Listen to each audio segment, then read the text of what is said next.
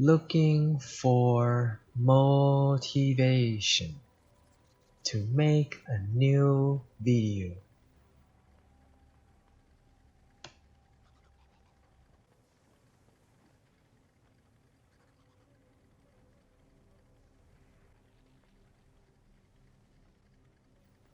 Good idea, good idea. See you all later in mod 20. Wait a minute. I wonder how long has it been since my last video. Damn, son! It's been 9 months since my last one already. Oh, that's a lot of views. Smile. Alright. I guess I'll make another one then. Yo, Sume here. I'm just another player in Neverwinter. Some people call me the best, but you know what? I never thought of myself as such, nor do I aspire to be one. I'm just good enough to be here, that is all. When I have nothing else to do, I make videos for fun, not for fame or money. No need to subscribe to my channel, really. I would never ask for such a thing, which is kinda annoying in my opinion. Anyway, enough with the intro. Let's get going. So this time I'm gonna start with the powers first. Aim shot is the man at will with Hunter's teamwork as secondary. For encounters, either constricting arrow or commanding shot, depending on whether you want to give out some DPS to support the group or not. The other encounters would be hindering shot and long strider shot. These two should always be slotted. For daily, disruptive shot, without a doubt. The other one can be whatever, but it won't be used.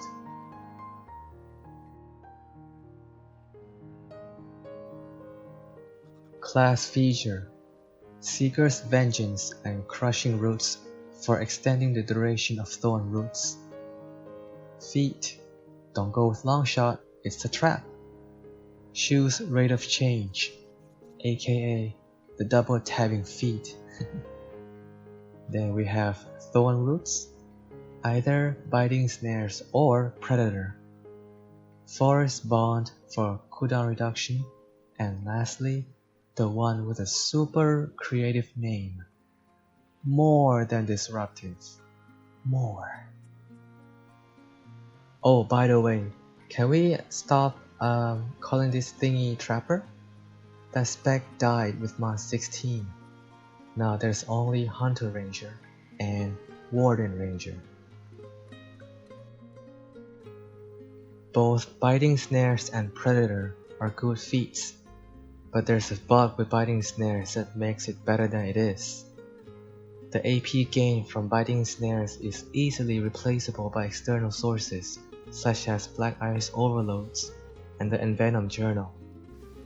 In that case, without the Biting Snares bug, Predator is a bit better despite only working with range powers. Stronghold Boon. For offense, power or critical severity, which is a bit better depending on your crit rate RNG. My guild doesn't have it. Oh well. For defense, hit points. And for utility, obviously we want mount speed when traveling, but don't forget to switch to revive sickness when fighting. It is very important to check that you have it selected when running in-game content. Campaign Boon. Right off the bat, max out all these what seem to be an okay hand icon. For tier 1 through 4, besides power, choose HP, movement speed, companion influence, demonic mastery, and other stats as needed to reach the cap. Critical severity and recharge speed for tier 5, and focus retaliation for Master Boon.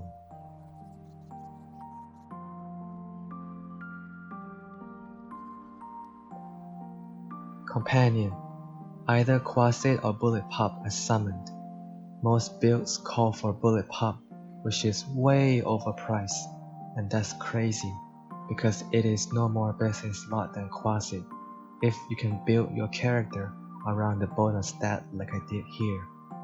For companion equipment, Shame Talisman, Imperial Diamond Belt, or the other Combat Advantage and Defense Belt with a different name. Same thing, and Gold Leaf Grimoire. Runestone, Empower in offense and Profane in defense.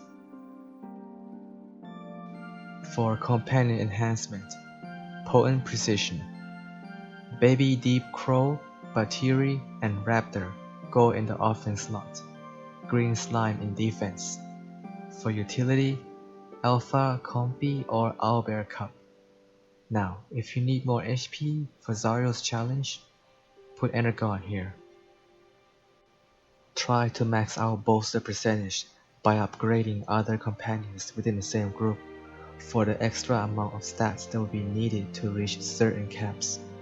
Quasit should be easier than Bullet Pup because it belongs to the same group as the Archons, which many veteran players should already have them at legendary quality.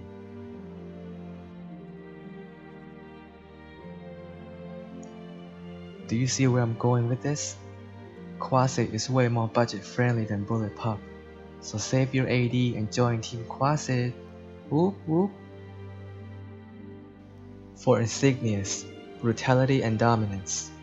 Along with bolster, the companion influence is actually helpful for capping off your stats.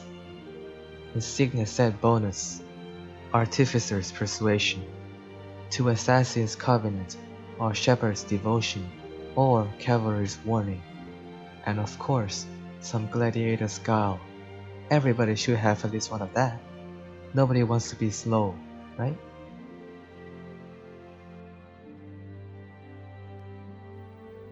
Mount, Sworn for combat power, and Power or HP for equip power. Power. Okay, so the 50k HP mount is actually not needed for Zario's challenge, but it is definitely convenient for using the Alpha Combi. The extra HP from Constitution buff, along with Energon, should be enough to get you there, if you don't want to buy this expensive ass mount. Gears, Lion Guard helmet, or Protege's hood when running Tower of the Mad Mage. For armor, Stealer of the Stars hide, or the Ebony chest piece. Arms, Lion Guard again. Weapons, Celestial or Lionheart set. Don't settle for some weak and easy to get weapons, guys. Aim high. Weapons modification, aim shot in main hand, power or HP and critical severity in offhand. For feet, we have... yes, it's the controversial rusted iron leggings. You just have to be more careful when using them, and have Hellstones ready as a backup. But if the healers or the group as a whole ban this item, then the alternative would be the Fiend Forge Gaiters. Jasira's Tattered Mantle for neck. For ring, to boost all of our damage, range, melee, and thorn roots, we use Shadow Stalker and Fallen Power. And as an alternative, the Guiding Ring. For waist, Trobriand's Conduction Cable.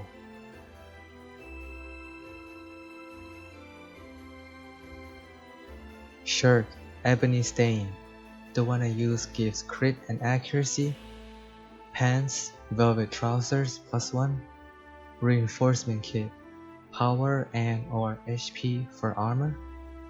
Combat Advantage for Jewel. Overload, Greater Corrupt Black Ice, 2 of them, they stack. Rage of Flames, and Resiliency of the Depths, which due to its limited supply, should be reserved for Zario's challenge, but not necessary by any means. Enchantment, Radiant Black Ice and 1 Tenebrous in offense. more radiant and maybe brutal in defense, dark in utility for that companion influence, what? Weapon enchantment should be verbal, and armor enchantment will still be bark shield. Artifact.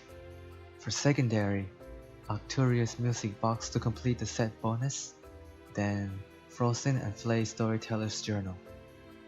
For primary, Envenom as a personal use, or any debuff artifact as support. Ability score. Unlike the melee warden, Hunter is all physical, so strength and dexterity, or constitution if more HP is needed for Zario's challenge. Each point of constitution should now give around 2000 HP. Stat cap, 500k plus HP with or without Bark Shield for Zario's challenge. Anywhere else, whatever you have. Power, as much as reasonably possible. Armor pen, defense, crit and accuracy, 90k.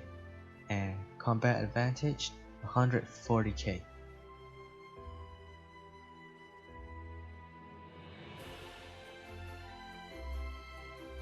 Item. For consumable, Wild Storm Elixir, Superior Flask of Potency, Watermelon Sorbet, Prime Rib, and Invocation Blessing. Quick slot. Healing Potion or Son of Health, Alliance Battle Horn, and Forger's Box. It is not easy to build a character around Ring of the Fallen power, so I present an alternative build where we replace the ring with the third best one, Guiding.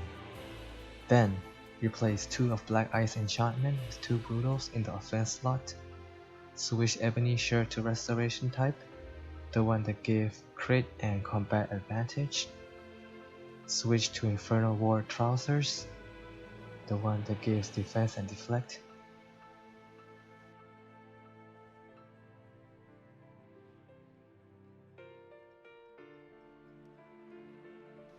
So much text! Hey, don't get dizzy on me now. Hang in there, okay? We're not even halfway there yet. For companion gear, we have some options. Set 1, Silver Icon, Gold Leaf Grimoire, and Imperial Diamond Belt. Set 2, Ivy Grown Grimoire, Ivy Grown Icon, and Imperial Diamond Belt.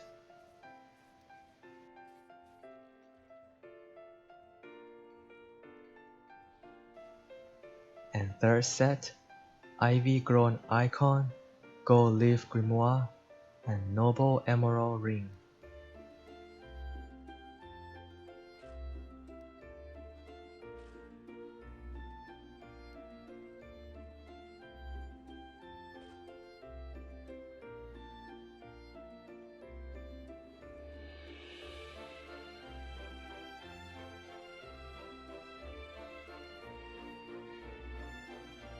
If all stats are capped and you have extra points to spare, put them in deflect to increase your chance of survival by a tiny amount.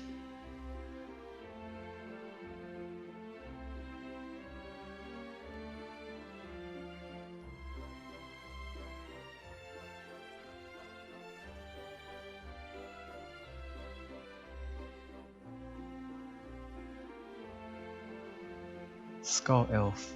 Skull Elf, we've got Skull Elf here. See, nobody cares.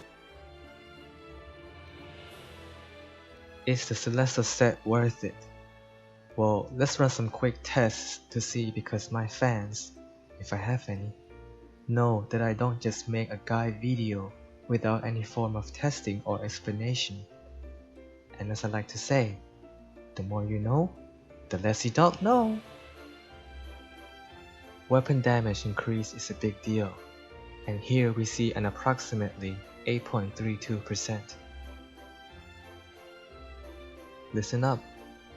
Always remember that percentage damage buffs are additive, which has diminishing returns similar to power, but multiplies with the damage buff from the ability score, namely strength and intelligence.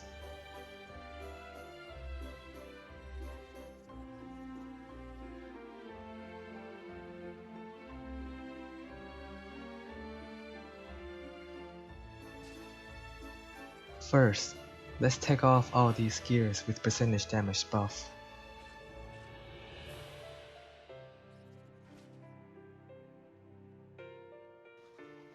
I don't really have to talk while testing.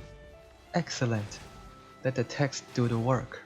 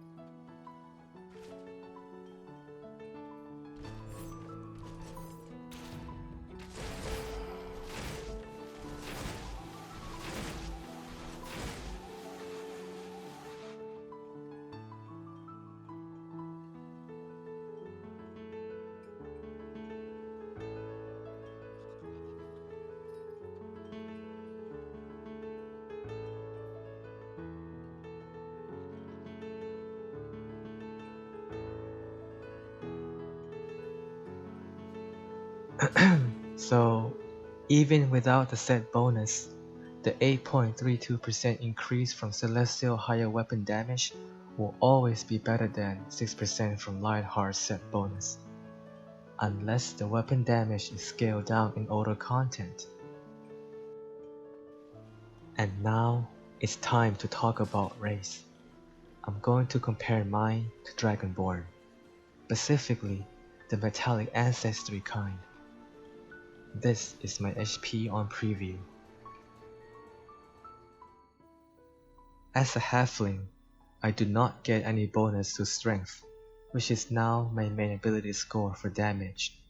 Stat-wise, it's okay. There's regular Dragonborn. Ugh, feast your eyes on that ugliness. It has 5% incoming healing, which is a lot after the healing changes this mod, plus 2 to any 2 ability score, 1500 crit and 3% damage buff. Nicer!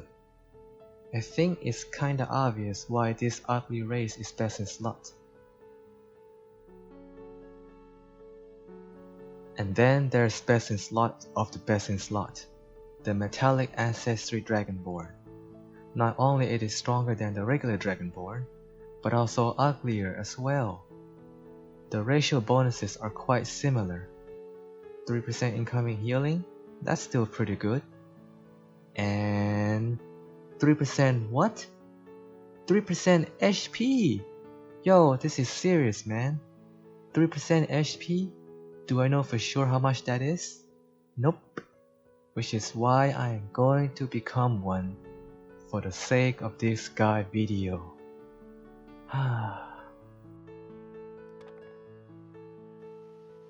Yeah. 2 strength and 2 dexterity.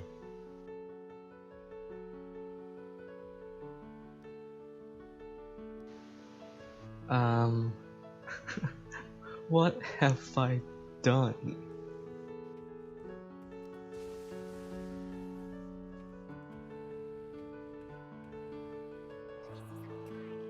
Okay, let's see. That's about 14k HP increase. Wow. Must be nice. Must be nice.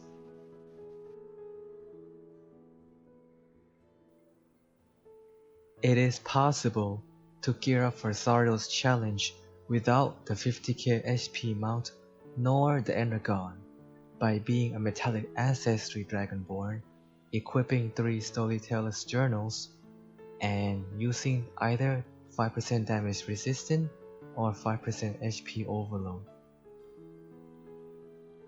And that means that these ugly things, can stack more power compared to other races for an even more DPS advantage.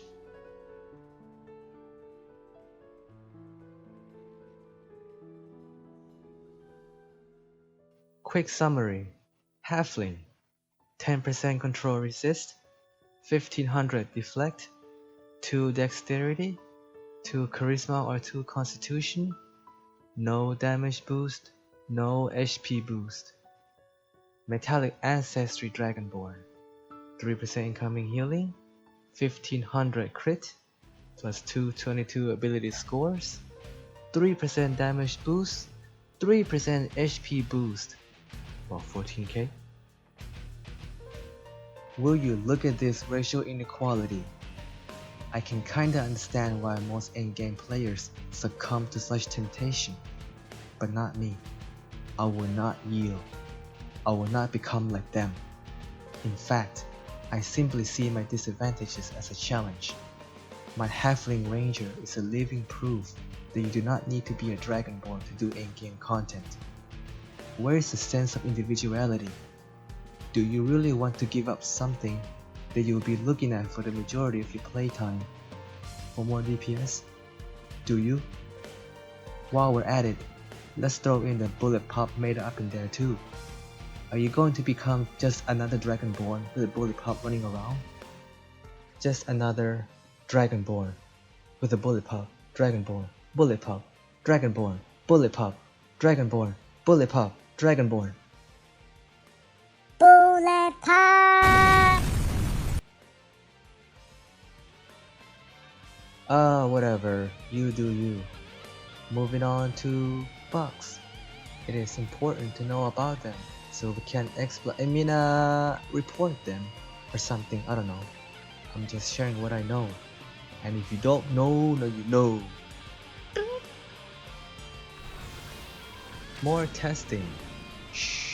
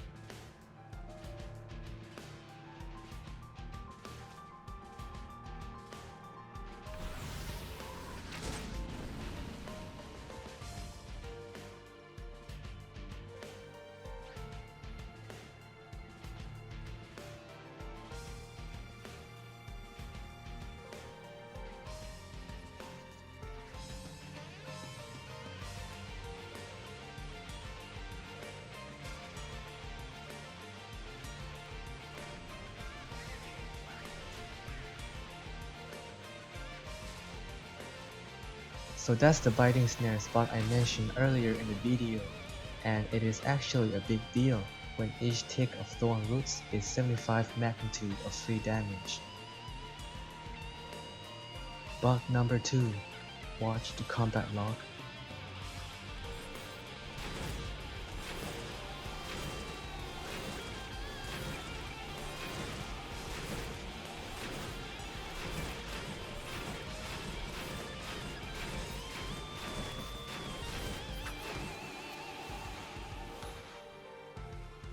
Nani? That doesn't look right. The bug is switching stance while casting any power can sometimes double the damage output. This bug is not related to any feat or class feature, just the tab function itself. Oh.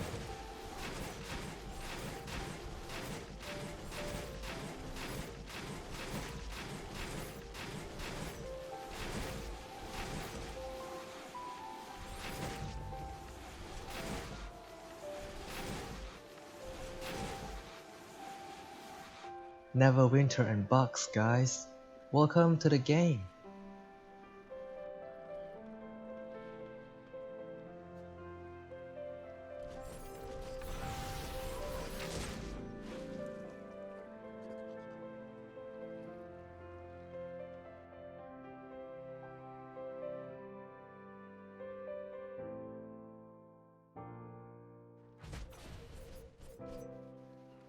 Even thorn roots can have double damage bug appearing. Look.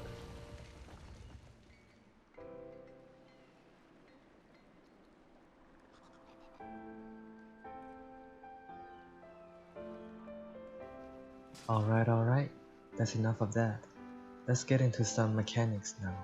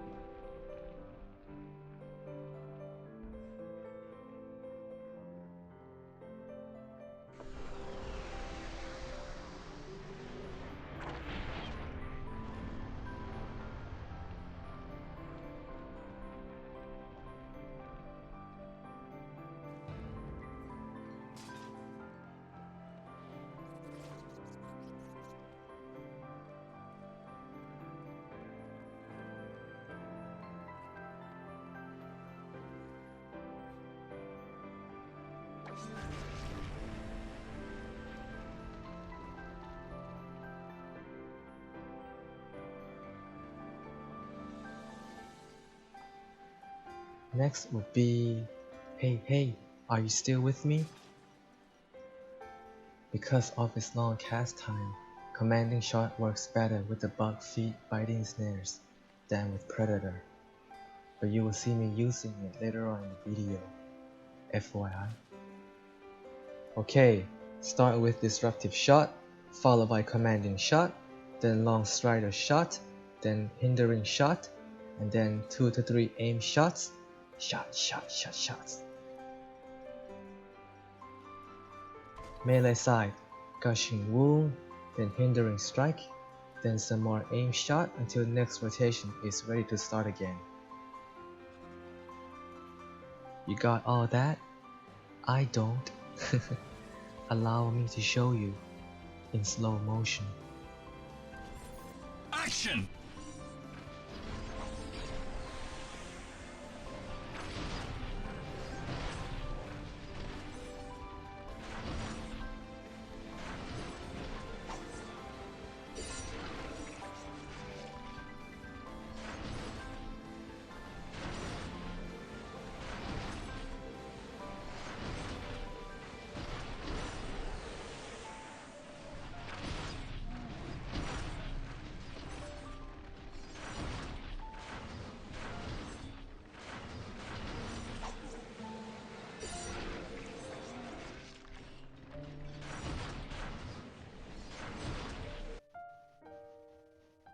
Hindering shot is a versatile power It can be used to reduce the cooldown between and within each rotation. Ideally, use it when all the other encounters are on cooldown.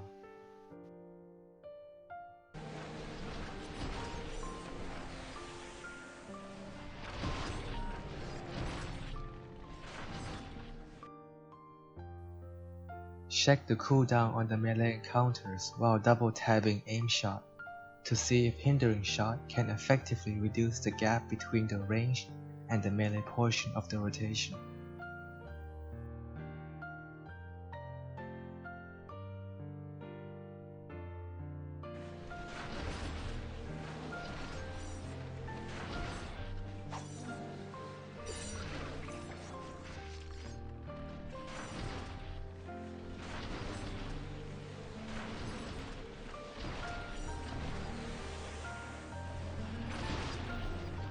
I had a misfire with Long Strider's shot here, and ended up using hindering shot next. It doesn't really matter which one is used first due to the shorter cooldown on Long Strider's shot. Sometimes, Long Strider's shot might not be available right away after commanding shot, so hindering shot can go first, or use aim shot as a filler. With this setup using the biting snare's feet, not every rotation after the very first one has to be exactly the same. Thanks to the flexibility of hindering shot, you can actually have some fun with the variation.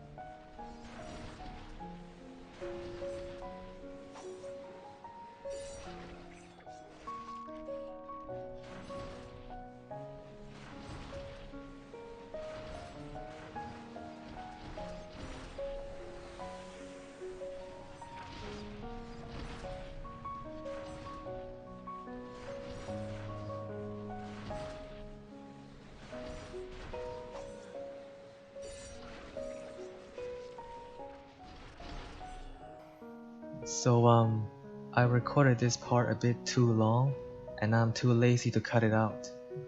And this is where I go off topic for a bit, because why not? Hey! How's your day been, guys? I don't know how you came across my video, but if someone linked it to you, tell him or her I said thank you.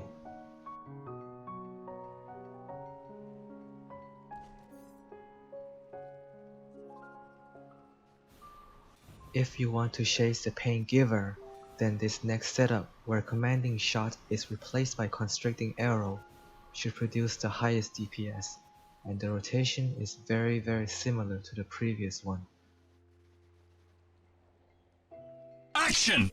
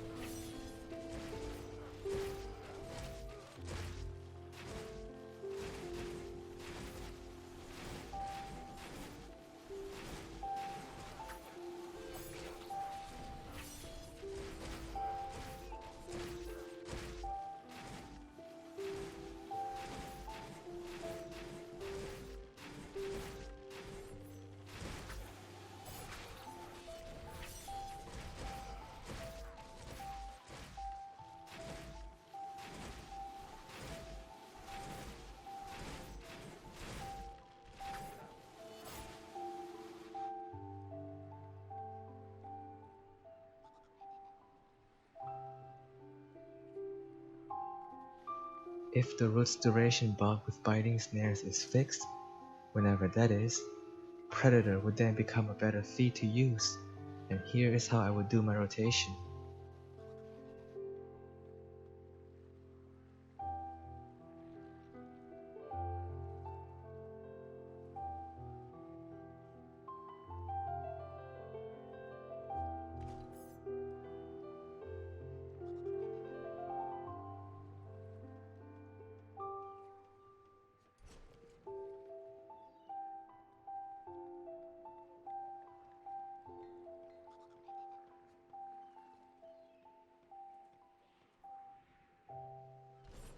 Action!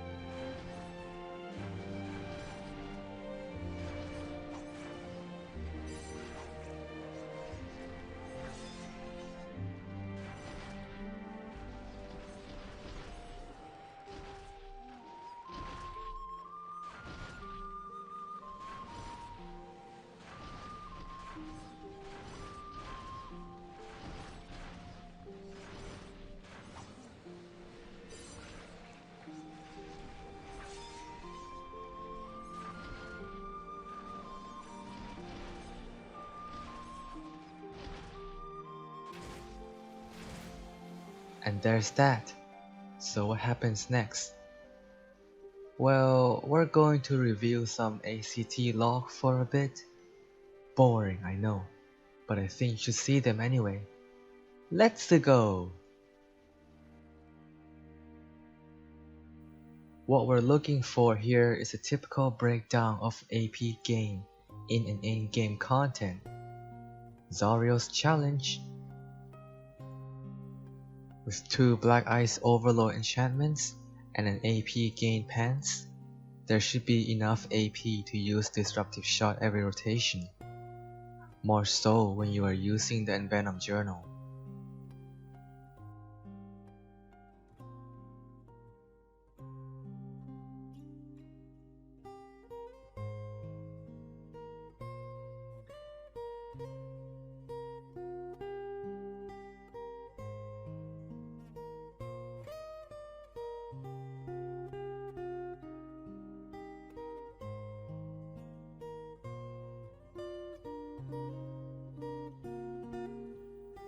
I would like to point out that without the Biting Snares bug, there will be gaps in the rotation where there is no Thorn Roots ticking, excluding any mechanics you have to move or wait for.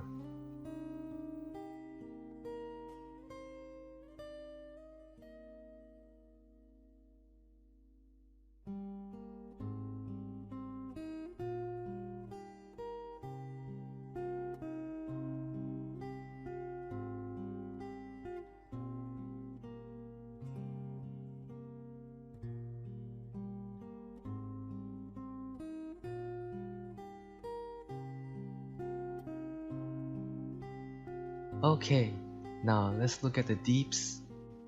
Do you see anything strange about it? Well, look at aim shot. What are those numbers? Now that is the double damage bug.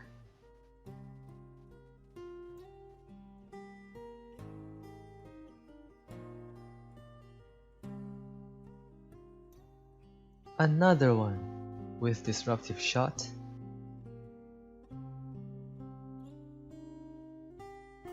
And one more with long strider shot. Now that we're done with the boring stuff, let's get into some real action. I think I talked too much already in this video, so I'll be quiet for a bit. But enjoy. At least I hope so.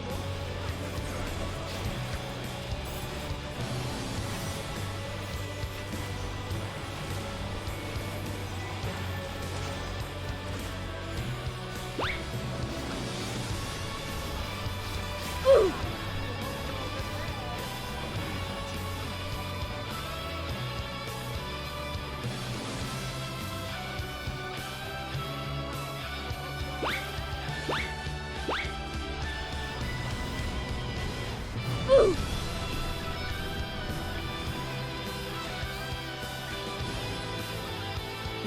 no, no, no, no.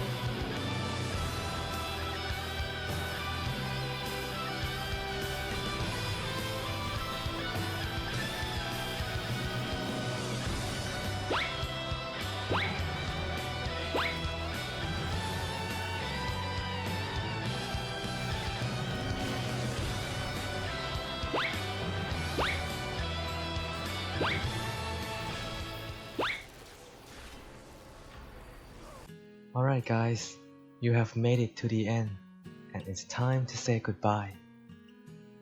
Thank you for watching, and thank you for waiting on me to make this video. Heck, I waited on myself too, you know?